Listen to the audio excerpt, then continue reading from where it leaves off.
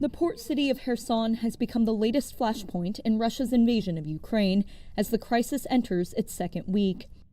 Russia's defense ministry said Wednesday they had captured the strategically located Black Sea port, making it the first major city to fall under their control.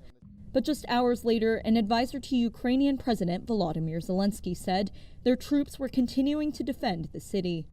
Kherson's mayor said late Wednesday Russian troops were patrolling the streets and forced their way into the city council building. I'm on the subway now and it's terrible. How many kids are there?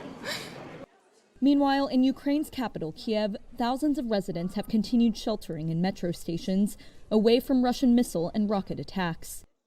Russia has so far failed to overthrow the Ukrainian government in Kyiv, and Western governments say a miles-long armored Russian convoy en route to the capital has stalled for days.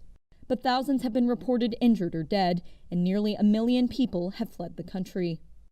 Russia calls its actions in Ukraine a special operation that is not designed to occupy territory, but to destroy its neighbors' military capabilities and capture what it regards as dangerous nationalists.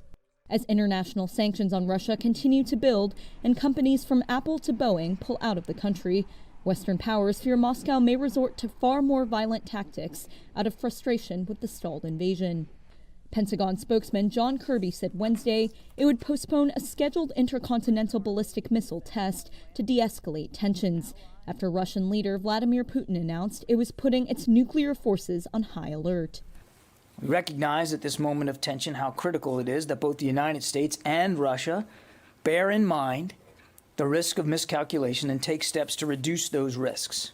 Also on Wednesday, the U.S. accused Russia of launching a, quote, full war on media freedom and the truth by blocking news of the Ukraine invasion from independent news outlets and social media. Diplomatic attempts at resolving the crisis have failed so far. A Ukrainian presidential advisor told Reuters a delegation has left for a second round of talks with Russian officials on a potential ceasefire.